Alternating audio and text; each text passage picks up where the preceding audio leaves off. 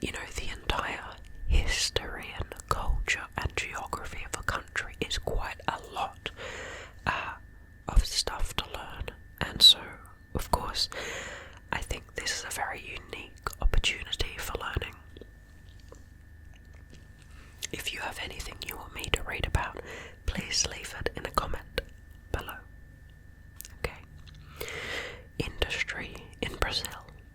From automobiles, steel and petrochemicals to computers, aircraft and consumer durables, accounted for 30.8% of the gross domestic product. Industry is highly concentrated in metropolitan Sao Paulo, Rio de Janeiro, Campinas, Porto Alegre, and Belo Horizonte. Brazil has become the fourth largest car market in the world. Major export products include aircraft, electrical equipment, automobiles, ethanol, textiles, footwear, iron ore, steel, coffee, orange juice, soybeans, and corned beef.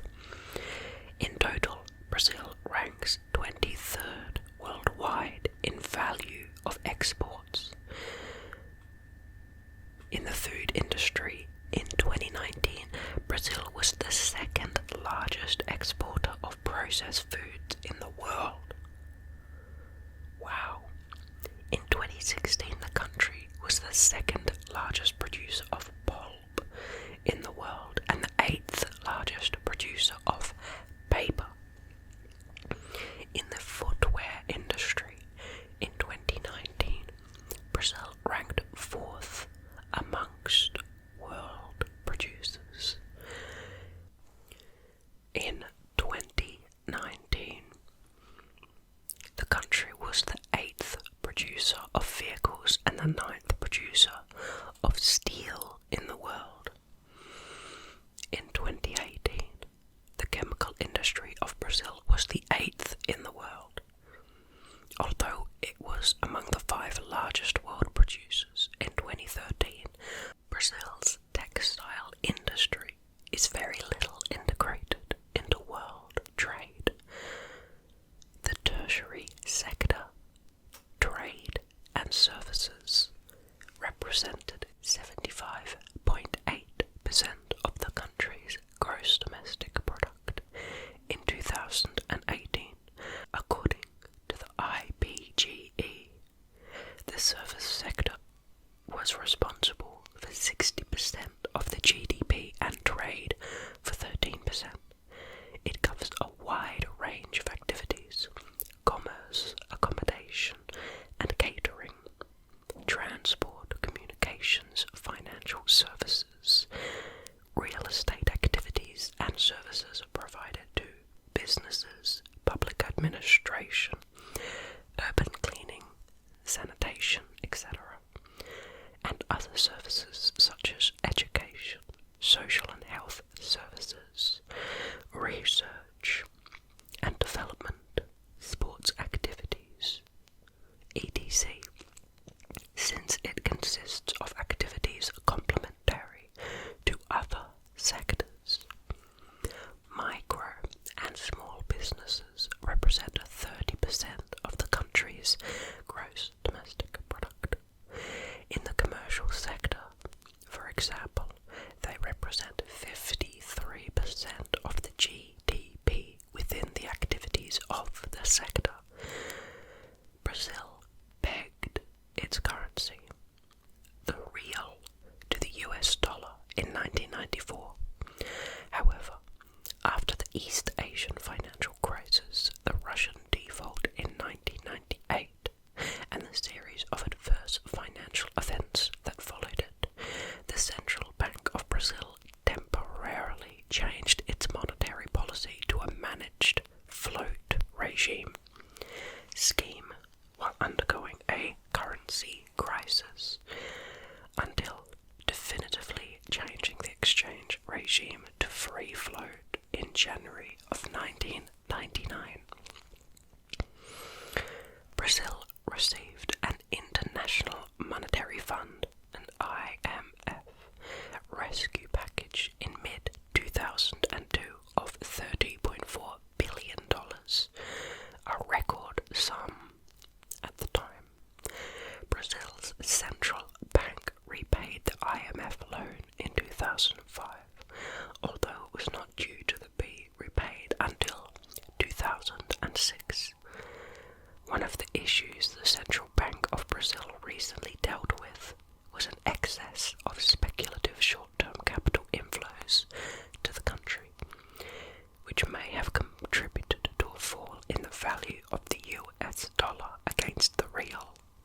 period. Nonetheless, foreign direct investment, FDI, related to long-term, less speculative investment in production, is estimated to be $193.8 billion for 2007. Inflation monitoring and control currently plays a major part in the central bank's role in setting short-term interest rates as a monetary policy measure. Corruption costs Brazil almost $41 billion a year alone in 2010, with 69.9% of the country's firms identifying the issue as a major constraint in successfully penetrating the global market. Local government corruption is so prevalent that voters perceive it as a problem only if it surpasses certain levels, and only if the local media, e.g. a radio station, is present to divulge the findings of corruption charges. Initiatives like this exposure strengthen awareness, which is indicated by the Transparency International's Corruption Perceptions Index, ranking Brazil 69th out of 178 countries in 2012. The purchasing power in Brazil is eroded by the so-called Brazil cost. Now we move to Brazil's energy infrastructure. Brazil is the world's 10th largest energy consumer, with much of its energy coming from renewable sources, particularly hydroelectricity and ethanol. The Itaipu Dam is the world's largest hydroelectric plant by energy generation, and the country has other large plants like Belo Monte and Tucuruí. The first car with an ethanol engine was produced in 1978, and the first airplane engine running on ethanol in 2005. In total, electricity generation in 2019, Brazil reached 170,000 megawatts of installed capacity, more than 75% from renewable sources, the majority of which were hydroelectric plants. In 2019, Brazil had 217 hydroelectric plants in operation, with an installed capacity of 98,581 megawatts. 60.16% of the country's energy generation. Brazil is one of the 5 largest hydroelectric energy producers in the world, second place in 2017. As of September in 2020, according to the ONS, total installed capacity of wind power was 16.3 gigawatts, with average capacity factor of 58%, while the world's average wind production capacity factor is 24.7%. There are areas in North Brazil, especially in Bahia state, where some wind farms record with average capacity factors over 60%. The average capacity factor in the northeast region is 45% in the coast and 49% in the interior. In 2019, wind electricity represented 9% of the energy generated in the country. In 2009, it was estimated that the country had an estimated wind power generation potential of around 522 gigawatts. This only onshore. Enough energy to meet 3 times the country's current demand. Brazil is one of the 10 largest wind energy producers in the world, 8th place in 2019 with 2.4% of the world's production. As of September 2020, ONS, total installed capacity of photovoltaic solar was 6.9 gigawatts, with average capacity factor of 23%. Some of the most irradiated Brazilian states are Minas Gerais, Bahia, and the Goiás. In 2019, solar power represented 1.27% of the energy generated in the country. Recent oil discoveries in the pre-salt layer have opened the door for a large increase in oil production. The governmental agencies responsible for the energy policy are the Ministry of Mines and Energy, the National Council for Energy Policy, the National Agency of Petroleum, Natural Gas and Biofuels, and the National Agency of Electricity. In the beginning of 2020, in the production of oil and natural gas, the country exceeded 4 million barrels of oil equivalent per day. For the first time, in January this year, 3.168 million barrels of oil per day and 138.753 million cubic meters of natural gas were extracted. Now to tourism in Brazil. Tourism in Brazil is a growing sector and key to the economy of several regions of the country. The country had 6.36 million visitors in 2015, ranking in terms of international tourist arrivals as the main destination in South America and second in Latin America after Mexico. Revenues from international tourists reached US $6 billion in 2010, showing a recovery from the 2008 to 2009 economic crisis. Historical records of 5.4 million visitors and US $6.8 billion in receipts were reached in 2011, with 6.6 million tourists and revenues of $5.9 billion. Natural areas are its most popular tourism product, a combination of ecotourism with leisure and recreation, mainly sun and beach, and adventure travel, as well as cultural tourism. Among the most popular destinations are the Amazon rainforest, beaches and dunes in the northeast region, the Pantanal in the center-west region, beaches at Rio de Janeiro and Santa Catarina, cultural tourism in Minas Gerais, and business trips to Sao Paulo.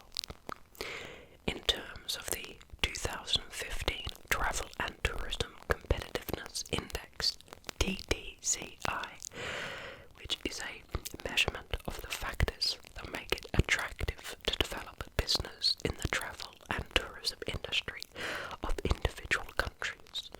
Brazil ranked in the 28th place at the world's level, third in the Americas after Canada and the United States. Brazil's main competitive advantages are its natural resources, which ranked first on this criteria out of all countries considered, and ranked 23rd for its cultural resources due to its many World Heritage Sites. The TTCI report notes Brazil's main weaknesses. Its ground transport infrastructure remains underdeveloped, with the quality of roads ranking in 105th place. And the country continues to suffer from a lack of price competitiveness, due in part to high ticket taxes and airport charges, as well as high prices and high taxation. Safety and security have improved significantly, 75th in 2011, up from 128th in 2008. Now,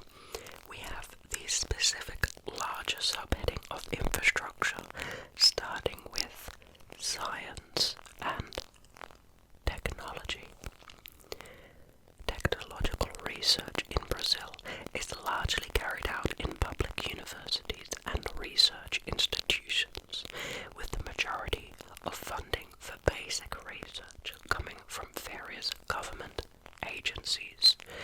Brazil's most esteemed technological hubs are the Oswaldo Gross Institute, the Butantan Institute, the Air Force's Aerospace Technical Center, the Brazilian Agricultural Research Corporation, and the National Institute for Space Research.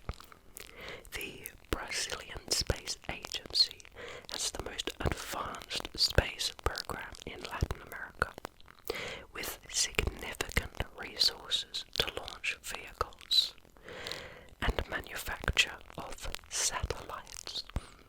Owner of relative technological sophistication, the country develops submarines, aircraft, as well as being involved in space research, having a vehicle launch satellite and being the only country in the southern hemisphere to integrate the team-building International Space Station, the ISS. The country is also a pioneer in the search for oil in deep water, from where it extracts 73% of its reserves. Uranium is extracted at the Resund nuclear fuel factory, mostly for research purposes, as Brazil obtains 88% of its electricity from hydroelectricity, and the country's first nuclear submarine was developed in 2015 by France. Brazil is one of the 3 countries in Latin America with an operational synchrotron laboratory, a research facility on physics, chemistry, material science, and life sciences, and Brazil is the only Latin American country to have a semiconductor company with its own fabrication plant, the CEITEC. According to the Global Information Technology Report of 2009 to 2010 of the World Economic Forum, Brazil is the world's 61st largest developer of information technology. Among the most renowned Brazilian inventors are priests Bartolomeu de Cosmo, Landel da Moura, and Francisco João de Azevedo. Besides Alberto Santos Dumont, Evaristo Conrado Engelberg, Manuel Dias de Abreu, Andreas Pavel, and Nelio Jose Nicolai. I'm so sorry about my pronunciation of those names. Brazilian science is represented by the likes of César Lattes, Brazilian physicist pathfinder of Pi Maison, Mario Schoenberg, considered the greatest theoretical physicist of Brazil, José Lete Lopes, the only Brazilian physicist holder of the UNESCO Science Prize, Arthur Avila, the first Latin American winner of the Fields Medal, and Fritz Müller, pioneering in factual support of the theory of evolution by Charles Darwin. Now we move to transport. Brazilian roads are the primary carriers of freight and passenger traffic. The road system totaled 1.98 million kilometers, which is 123 million miles, in 2002. The total of paved roads increased from 22,051 miles, which is 35,496 kilometers in 1967, to 215,000 kilometers, 133,595 miles in 2018. Currently, it's possible to travel from Rio Grande in the extreme south of the country to Brasilia, which is 2,580 kilometers,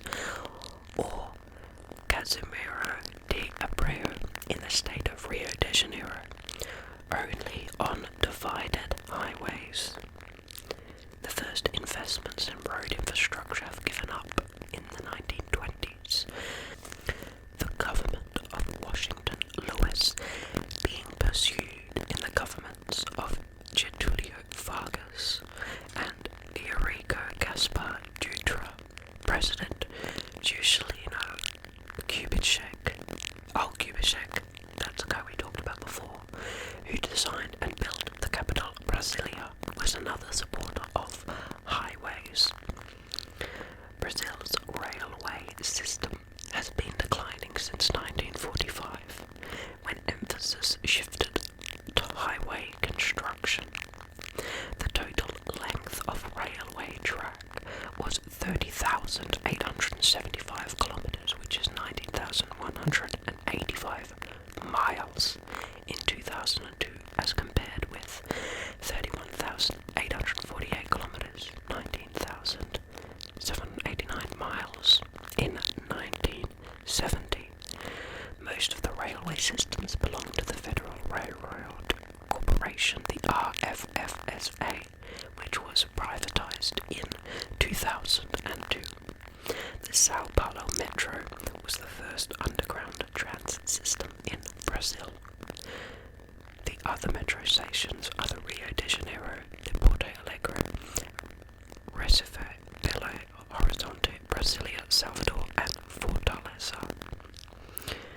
The country has an extensive rail network, in length the 10th largest network in the world. Interesting. I hope you enjoyed that little video. If you can hear a high-pitched buzzing in the background, that is my neighbour's air conditioner, which is situated directly outside of my window. I've been trying to think of ways I can possibly plug up my window with soundproofing, and possibly I'll get enough money to be able to do that through my lovely Patreons. But for now, we just have to deal with it. I love you all so much, and I really hope you had a nice time today with this video. And I will see you again very, very soon, my amazing and lovely friends. Okay,